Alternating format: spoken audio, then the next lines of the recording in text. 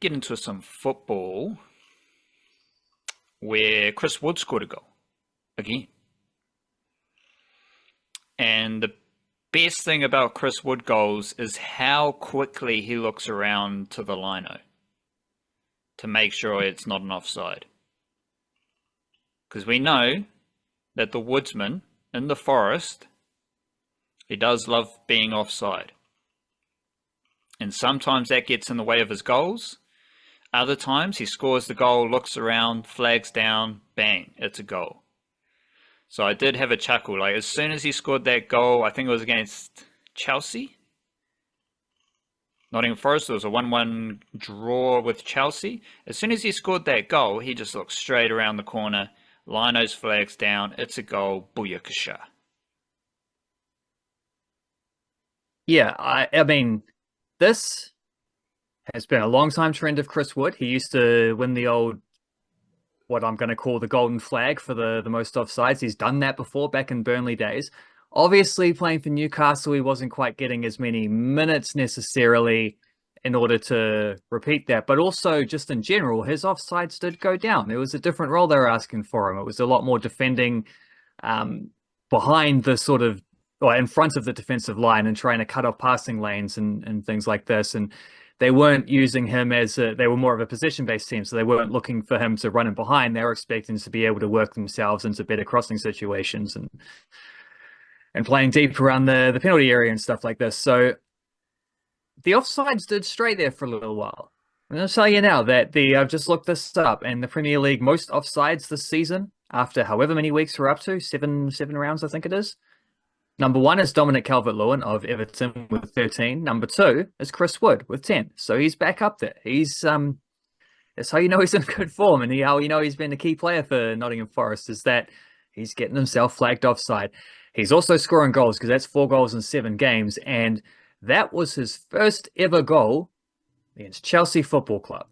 They're one of the last remaining teams in the Premier League that he's played regularly without actually scoring against. He's been ticking off a few of these recently. He's doing some nice things there. But yeah, Chelsea was one team that had really struggled to at the back of the net against for a very long time. I think Manchester City were up there for a long. He used to lose 5-0 every time he played City when he was playing for Burnley, but he did score a late equaliser for Nottingham Forest against Man City last year. Can't remember if that was his first goal against City. I think it might well have been. This was his first goal against Chelsea and his 13th appearance against them, all of which being in the Premier League. The only team he's played more than twice in the Premier League without scoring against is now Liverpool. And that's at 12 games and counting. So I think they've already played Liverpool once this season, and he didn't score that day. So he's going to have to wait till the return fixture later on. But that's the next target. They're the last team remaining that he needs to score against. The only other team I think he played twice against Stoke City and never scored against them in the Prem. But twice isn't very much. Anyone he's played more than twice, he's scored against every single one of those clubs, which I think worked out to be 24 different teams, plus a couple that he played once or twice and scored against. So it's 26 different clubs overall that he scored Premier League goals against, the Chelsea being the 26th, and hopefully Liverpool will soon be the 27th. I can't remember who got promoted. Leicester, Southampton, and Ipswich. So I think Ipswich could be also on that list. He wouldn't have played them in the Premier League yet either. So he's tallying them up, man. There's no team is too big for the Woodsman to score against, except for apparently Liverpool. We also had a spectacular goal from Elijah Just. What'd you make of that banger? Gets the ball on the right side of the field, cuts back into his left foot, whips it into the bottom left corner, the far corner. Spectacular goal from Elijah Just. It was a very spectacular goal and a very Elijah Just kind of move, is playing out in the right wing, cutting it onto his left foot, looking to either slip a pass or curl a shot. This one he curled a shot, and it was a beauty. It was his first goal for SK and St. Pölten, playing in the Austrian second tier. Maybe there's a little bit of James Fisher-Harris about this too, because their first 5 games of the season prior to him turning up, they didn't win any of them. They only drew 2. So they had 2 points from 5 games. In his first appearance, he came off the bench and in a game that, for the last 20 minutes of the game, that was at 0-0, and then before he'd even touched the ball, his team had scored twice, and the other side had a red card. So, like, immediate can't give him too much impact for that because, as I say, he hadn't even touched the ball. But lucky charm, perhaps. They then got I think, a draw in the second game where he also played off the bench for about half a game. His first start, they did lose to one of the title contending teams, but then here, most recently, against another one of the title contending teams, I think it was like 11th place against third place or something like that. They won. They won 4-2. He scored the first goal to get things going. So they've taken 2 points from 5 games without him and 7 points from 4 games with him. So he's turning things around there nicely. I guess that does stack up because it was kind of seen as maybe this was a sideways or perhaps even a slightly downwards move from Elijah Just, going from second tier of Denmark, having played in the first tier of Denmark, but his team got relegated and he was back to the second tier, into the second tier of Austria, which is sort of like similar level to Denmark, maybe even a little bit less, but also with just because of the way the competition is structured, harder to get promoted out of that league. So it was maybe seen as a bit of at least it was definitely seen as a confusing move, perhaps seen as maybe even a slight downgrade from him. But if that downgrade means that he's going to be playing big minutes every week as a key player and scoring goals like that, and no doubt he'll be assisting them soon in some capacity as well, because he's also got an excellent eye for setting up teammates too. So as he continues to get more adjusted to there, he very well could be a very key player for they call themselves the Wolves against St. Paulton. They got a wolf on their jersey, so they're the Wolves, the Wolf Pack. He could be a key player for the Wolf Pack, and if it's not, you'd rather see him playing at the highest level possible, but if he's not, you just want to see him playing really well and being in good form and getting goal contributions. And this signs so far from his first month in Austria are that he can do that. So that is nice and promising ahead of an All Whites tour.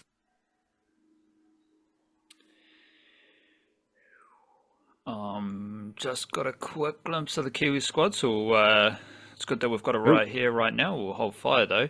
There was also a Ben Old mixtape offered by Saint Etienne.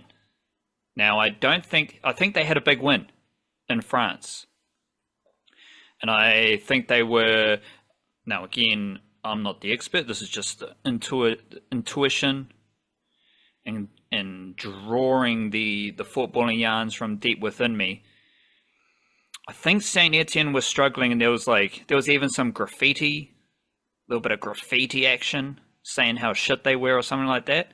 So this win was pretty epic, and I don't think Ben Old scored a goal, but he did get a highlights package of him doing what Ben Old does best: dribbling and just bursting forward. Like sometimes he got the ball on the edge of the box and would just burst forward. Sometimes he's getting the ball in attacking areas and he just takes on defenders. And as I watched it, I was like, well, I just saw a really awesome Elijah Just goal, and now I'm watching Ben Old literally do everything he was doing with the Wellington Phoenix in France.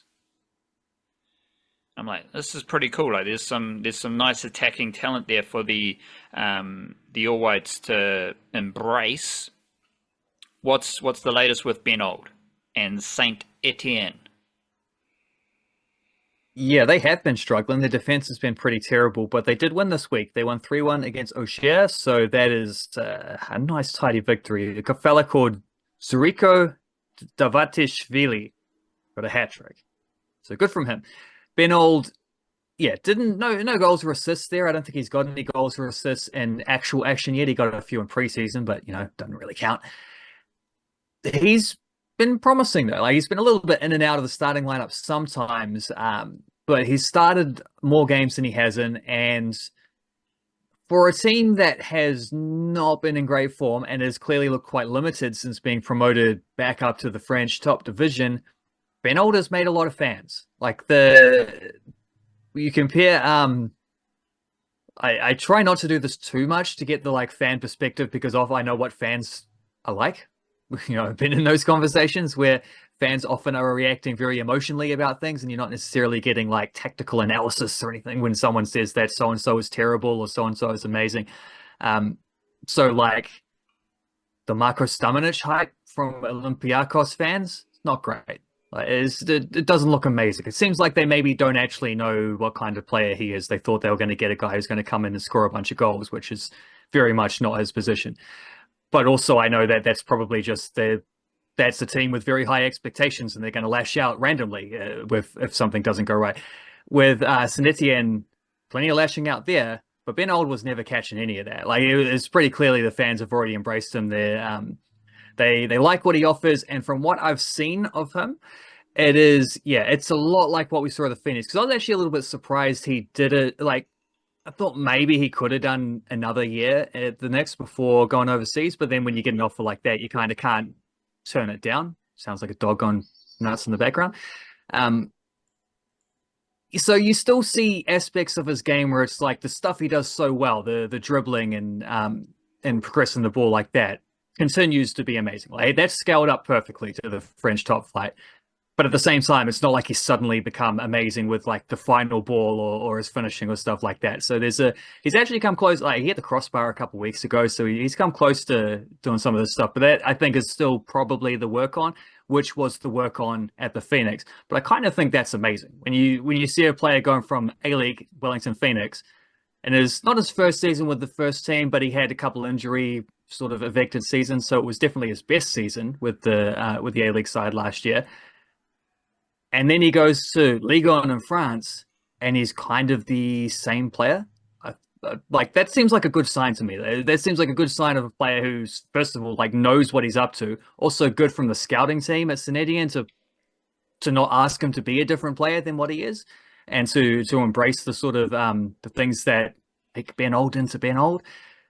But just him being able to translate that very quickly as well seems awesome. Like, that seems like a big plus to him. Kate Taylor's doing very similar things in the French women's division as well. I've been going from the Phoenix to France. She has moved back into being a centre back for Dijon.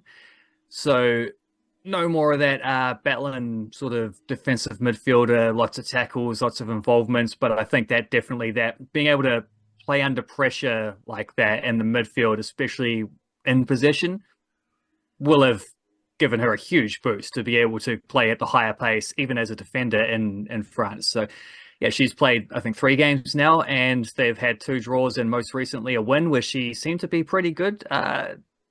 Solid, 90 minutes every week playing centre back. It's good stuff from Kate Taylor. It's good stuff from Ben Old. I think we need some more of these Phoenix players going to France, I reckon. What else has perked up your antenna in the Flying Kiwis department from the last weekend? Well, that could be a long list. There was like CJ Bott played against Indy Riley in the WSL. Indy Riley's Crystal Palace actually got a little bit of an upset victory in that one. And CJ Bott continues to lead the WSL for tackles one. I'm not sure if she was first in interceptions as well last week. I haven't checked if that's still the case, but I wouldn't be surprised if it is. And was top 5 in clearances. So CJ Bott just doing outstanding defensive work for Leicester City, but they did lose on the weekend. They haven't won in their first 3 games, so a little bit of work to be done there. Michael Boxall's team is qualified for the playoffs. He didn't play the most recent game because he was suspended after getting a yellow card for confronting a dude who spat at him. So work that one out. I don't know why anyone would want to spit at Michael Boxall. He seems like a lovely bloke, but someone did, and he got sent off for it eventually, but they couldn't rescind Boxall's yellow card for reacting. So he did have to serve a suspension, but maybe it's better to get that out of the way with before the playoffs anyway. They've qualified for finals, and then without him, they actually beat Vancouver to jump up out of the play-in spot into a prospective playoff spot. So that's nice from them with a couple rounds to go. The English women's second tier went crazy this week because you had like Katie Kitchen scored a free kick, amazing free kick, wonderful goal. I think Grace Neville got an assist. Hannah Blake's team won. She didn't get an assist in the league victory, but she did set up a crucial goal in the WSL Cup earlier in the week. Jackie Han was getting minutes, although she sat out the most recent league game with a slight injury. Olivia Page got a game in the Cup for Sheffield United as well, alongside Jackie Hand. You had Michaela Foster getting some game time for Durham alongside Hannah Blake. So that stuff was all pretty awesome. Maggie Jenkins got another assist, set up a winning goal for Elfsborg in Turkey. Jay Herdman on loan in the Canadian Premier League got a goal and assist, made the Canadian Premier League Team of the Week. There's a bunch more as well, but so I've already listed a big long list, so I don't know how much further I should go on this. But suffice to say, lots of Kiwi football and goodness coming out in the last few days. Someone who had seen a few goals from recently, who I wasn't too clued up on, was Moses Dyer. He looked like he was doing some good stuff, I think, in Canada. Yeah, in the same league that Jay Herdman plays in. In fact, Jay Herdman's goal and assist were actually against Moses Dyer's team. So they beat them in that one and put Moses Dyer into a little bit of a situation because that clinches Cavalry FC, where Herdman is on loan, clinches their playoff spot, but not Pacific. Pacific is where he was. I think it's no, Pacific is where he is. He was at Vancouver and now he's on loan at Pacific. Moses Dyer. His team still have a little bit of work to do to get into a play-in themselves. So there's sort of a couple rounds left to go there in that Canadian league. And Cavalry, where Jay Herdman is also where Maya Bevan used to be. But then Maya Bevan left them at the start of the year because he wanted to return home with his young family and live back in the motherland. So he quite randomly popped up for Auckland City at the Club World Cup the other week, which it turns out he was allowed to do because it's an amateur team in a FIFA competition. But the Cavalry people seem to be surprised because they're like, well, we gave him leave, but he's still technically under contract. But they did put out a statement the other day saying that they've allowed him to take up an amateur opportunity back in his homeland. So it sounds like we'll see him in the National League for Auckland City from probably this week onwards. Didn't see him in the first two rounds, though. I just had to do a quick Google search, Pacific Football Club. Where's that? It's not in the Pacific Islands, that's for sure, because it's in Canada. And it's like, it's on a little stretch, not a little, but a big stretch of land opposite Vancouver, kind of right on the Canada-USA border up near Seattle. So it's a pretty obscure place for a football club. Yeah, the weird thing about that is the team that he was playing at before, Vancouver, where he started off quite nicely, scored a couple goals, then had a bit of a dry spell and he wasn't playing that much. And then they loaned him to Pacific FC with a player going back on loan in the other direction. It was sort of like a informal player swap kind of thing. And he suddenly scored like scored in 4 games in a row early on in his stint with Pacific. The weird thing is they seem to have the same ownership group. So Vancouver and Pacific are owned by the same people. That's why they swap players between each other. And from what you're saying, it sounds like they're also located quite close to each other. So I don't know exactly why that situation exists, but it does. And Moses Dyer, I think Samoan heritage. So it's just nice and fitting that he'd be playing at a team called Pacific. Let's get into a little bit of National League where I just want you to break down a couple of youngsters. We've got Garbriel Sloane-Rodrigues, who's part of the Wellington Phoenix system. And then correct me if I'm wrong, but there's also Charlotte Roche. Was she playing in the Kate Shepherd Cup stuff? She scored the winning goal in the grand final of the Kate Shepherd Cup, so yeah. And now she's scored a goal in the National League for Auckland United, another fantastic goal. What's the latest with Charlotte Roche? How are you feeling about her progress coming out of the Kate Shepherd Cup and International League with Auckland United?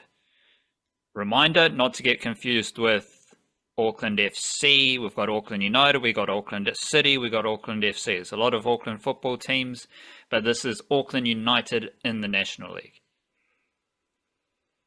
Indeed. And Charlotte Roche, actually, she's a Cantabrian who came through the Canterbury Pride system. And she was there for a couple years where, like, because I think with her, there's been a consistent trend of just being able to score goals in the National League. But then also, I think maybe coaches have looked at her and thought, like, there are others who maybe link play up a little bit better or whatever. It's not necessarily like she's the standout player. But then when you're playing as a striker and you keep scoring goals, like, no currency is worth more than that. So she, yeah, had a had a few good years with, particularly I think 2 years ago when she was about 17 or 18 playing with Canterbury, where she broke into the team mid-season and just kept scoring goals. And they were struggling to score anything without her. And then she just had this knack of some way, one way or another, like a big chance was going to fall her way at some point and she was going to put it away. So I think she might have moved up to Auckland for university, but I'm not 100% sure on that. But anyway, she's moved up to join Auckland United, which is a fantastic progression for someone like that who is trying to iron out like a couple of aspects of their game, because that stuff is happening fairly quick at Auckland United when you're playing for the best team in the country, like the best club team. They've won everything so far. Um, Back to winning ways in the National League in their second game as well, with a good tidy win with Roche scoring the second of those goals. She's now playing alongside Kaylee Ward as well, who's been perennial Golden Boot contender and American import, usually playing in Wellington, but she's moved up to Auckland United just for the National League phase of things. That's a pretty good player to be learning from. You're in the same team as, you know, ex-professionals, potentially future professionals as well. Still, we don't know exactly where they're at in their careers, but Chloe Knott's there, Saskia Vosper's there, and just this week, Paige Satchel turned up at Auckland United as if they didn't have enough talent already. So, fantastic environment to be learning from. And yeah, Roche seems to have continued that knack of just being someone who can find a goal, even if it looks like she's missed a couple of chances, even if it's looked like maybe she's not as into the game as you'd hope. Like she's just the type of player who there's always a possibility, and she just has this knack for scoring National League goals. I love it, and I love seeing that embraced as well by the best team in the country. Like there are other strikers they could have signed. They could take their pick when you're Auckland United being as successful as they have been, particularly this year. But they were building towards this for a couple of years. So yeah, like I love seeing Charlotte Roche in a team like that. I think that's really good, and they were so good against Eastern Suburbs on the weekend. Like Eastern Suburbs defended awesomely. They were really good, and it felt like a foregone conclusion that Auckland United were just going to win. They just ground them down. The constant, creating chances, making things happen. Kaylee Ward scored their first goal. I thought Chloe Knott was spectacular in that game, pressing up and winning so much ball in the attacking half, and then whatever got over her into the defensive half, her other midfielder, Yumi Hamashima, the Japanese import, would just sweep around and win those ones. And Arashima and Knott were the two who got the assists for their two goals as well. So Auckland United looking pretty sharp there in the Women's National League. But I knew we would. I didn't expect to be talking about Charlotte Roche necessarily. I might have mentioned her anyway. And the thing I knew we would be talking about Gabe Sloane-Rodrigues. Though, did you see the goal he scored? Did you see the clip? You follow it through and watch the second nutmeg as well? Yeah, but that's a bit disappointing. Like, I get it's a nutmeg. I get all you football freaks love a bit of it between the legs, but he just kicked it out. He did get tackled afterwards. I also kind of just wanted it for the commentary of them saying like he's a fantastic player kind of thing. There was the same player though, I'm pretty sure. It's hard to tell on the streams, but I'm pretty sure that's the same dude he nutmegged to score his goal. It was the same guy he nutmegged again later on, like 15 minutes later or something. But if I had more time, I'd have gone through and picked out a bunch of little like tricks and flicks he did in that game. I just picked one, the best one that had the sort of most stuff all at once, because who's got that much time? But if I was one of those I was we're one of those type of accounts, I'd have picked out all the little clips. I'd have chucked a European techno music background noise on it like they always do, and made a good old-fashioned early 2000s YouTube video out of it, because he had a great game for the Weenix on the weekend. I'm just thinking, like, it's like if you do a mad step and you just step into getting smashed in rugby.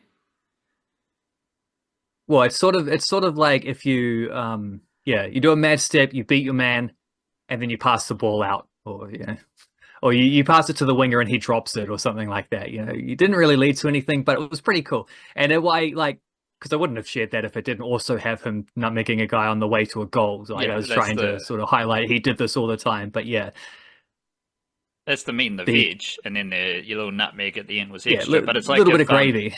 Like Zach Lomax does a massive step, fends some dude in the face, and he just flicks the ball over the sideline. Like it's good. You say that like it's a hypothetical thing. I've seen him do that like 50 times. when I think we're He going to actually see. he actually got told he's not allowed to play centers anymore by his old coach because he kept doing that because he kept flicking the ball into the stands. But And I think we're maybe going to see a lot more trickery from Gabriel Sloane-Rodrigues. What's it? Is he? Is he like Ben Old? Is he different to Ben Old? Does he have a unique skill set? Like, what do you view his total package? Because he's playing for the Wellington Phoenix reserves at the moment. There's a chance he might sneak into the bench of the Wellington Phoenix first team. There's a chance he might make his debut. What do we like? Build out the package of Gabriel Sloane-Rodrigues from what you've seen in the National League, where a player like him should be dominating.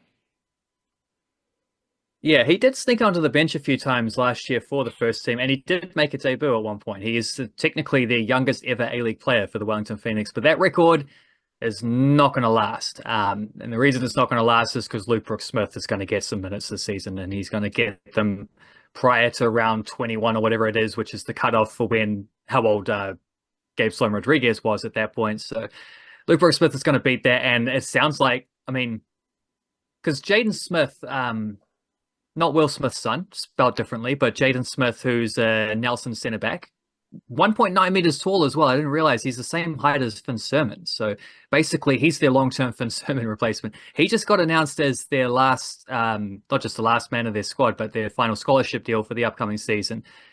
So I had wondered, because there's a few good centre backs, and obviously when Sermon's going, and they haven't signed anyone else, I'm like, well, Isaac Hughes moves up. Lucas Kelly-Hield is already in that contention, but who fills out the centre back spots? Well, they brought in Corbin Piper as a midfielder from Birkenhead, and they're trying to develop him into being a centre back, which, by the way, based on the first two games he's played at centre back, which are these two National League games, fantastic decision. Like, he looks an absolute natural. He's big, he's solid. He's not tall, but he gets up and wins a lot of headers, and you're definitely not shoving him out of the way, and he's really good on the ball. So he just looks like a fantastic centre back prospect there. Exactly what they're trying to develop him into. They've also had Dylan Gardner starting a few games. He's a ex-Hamilton Wanderers guy who's come over, played New Zealand under 17s at last World Cup. So they've got some good centre back prospects there. But I noticed that we hadn't seen Jaden Smith, who is a guy that Chiefy has mentioned alongside some of those other fellas. We also haven't seen Luke Brooks-Smith in the National League, and the fact that Jaden Smith's gone on to get a first-team contract suggests, and Chiefy said as part of the quotes in there, that he's already played about 3 preseason games. Well, if the reason he's not been playing National League is because he's been away with the first team, then I think we can safely say the reason Luke Brooks-Smith is not playing National League is because he's also away with the first team. So I think those two guys are definitely in line for they could be future debutants. I think I worked out that Jaden Smith is 1 day younger than Gabe Sloane-Rodrigues. Those two are 17, and Luke Brooks-Smith is still 16. So these are crazy talents. And the other scholarship players have been playing National League. So you've had Dublin Boone in goal, kept a clean sheet on the weekend. Hasn't really had much of a showcase. Like, just hasn't had to make a whole lot of saves or anything. But I will tell you, for starters, is that he has an absolute bomb of a boot. Like, when he takes those goal kicks long, or when he boots them out of his hand, that ball goes a mile. And who are other scholarship dudes? Gabe Sloane-Rodrigues is one of them, and there should be someone else that I can't remember. Tell you what, I have it all written down, and I can tell you that the other scholarship player is... Oh, no, that's all. Yeah, that's right. 2 of them are over there. So Sloane-Rodrigues, Dublin Boone, and Corbin Piper have been playing National League. The other 2 seems to be playing with the first team. You also got Finn Conchie getting some National League minutes on the weekend. He was fantastic. I thought he was just an excellent game, winning a lot of ball in midfield and distributing it nicely. And he's first team contracted, but Luke Supik's also he's the same age as these other scholarship guys, so he's sort of effectively on the same career level as the scholars. He's been playing the National League games as well, and he scored a goal on the weekend. He looked pretty good. His movement off the ball is nice. His pressing is very good. David Ball had a game in week 1 as well, just to get some fitness up. He was obviously not going to repeat that the next time. But yeah, they're using that reserve team pretty nicely. But week 2, in which they won 4-0 against Kashmir Technical, a game which at halftime I had written in my notes that it felt like Kashmir Technical were on the verge of sort of like just going up a gear and running away with it. It's nil all of that time, but it felt like Tech was creating all the chances, and the Phoenix were hanging on nicely, but they'd done the same thing in week one and conceded twice in the last 10 against Eastern Suburbs. It went the complete opposite way. Right? They just scored. They took some good chances. They created some nice little moments, and they really capitalized. It was impressive. And Gabe Sloane-Rodrigues was the best player in the park. He was he's throwing out skills. He's running at defenders. But it's not just like he's getting the ball trying to dribble past this guy. He was being selective as well, and he was doing a lot of one-touch layoff passing, linking up, which I thought was really nice. His technique looked fantastic. His first touch is great. And when those things are all in your favor, I mean, you're asking like what kind of profile is he like? The thing I'm reminded of is what I said about Ella Jerez last week from the women's team, who's this similar kind of pedigreed attacking midfielder prospect for the Phoenix women, who I also think is absolutely going to play some A-League football this season on a scholarship deal. The thing I said about her last week is that she's someone who can play like a winger, get out wide, pace in behind, taking on defenders, whipping in crosses, or she can play like a striker, trying to, make those runs off the shoulder and playing with your back to goal a little bit. That's probably the least natural aspect for her just because she's quite small, but she's quick enough, quick feet, good touch that you can just drop into the pocket and make that stuff work. But also she can play as a number 10 where she's getting on the ball a little bit deeper and threading passes through and shooting from distance and this kind of stuff. She can sort of do all of those little aspects. Gabe Sloane-Rodrigues, prior to this last week, I would have said I'm not entirely sure about that. This was the first time, because I've seen him play quite a few times for the reserves, but this was the first time where it felt like he really had a showcase performance where he just turned up and said, like, I believe I'm one of the best players in this competition and I'm going to prove it. Not just I'm trying to fit in, I'm trying to show my coach the things I've been working on. None of that sort of timid stuff. He just went out there and tried to be the best dude on the park, and he was. So deservedly got a goal, could have easily set up a couple more. And yeah, for the first time in a game, I got to see what Chiefy and the staff get to see in practice and why they've been raving about this dude. Oscar Zapata last year did a Instagram Q&A at one point. They asked him who the top talent in the academy was. He put a picture up of Gabe Sloane-Rodrigues. So that was a year ago. So these are all very good signs. He is clearly an outstanding prospect, and I say that while also saying that I think Luke Brooks-Smith is better than him as well. So that tells you something about what the Phoenix are getting up to.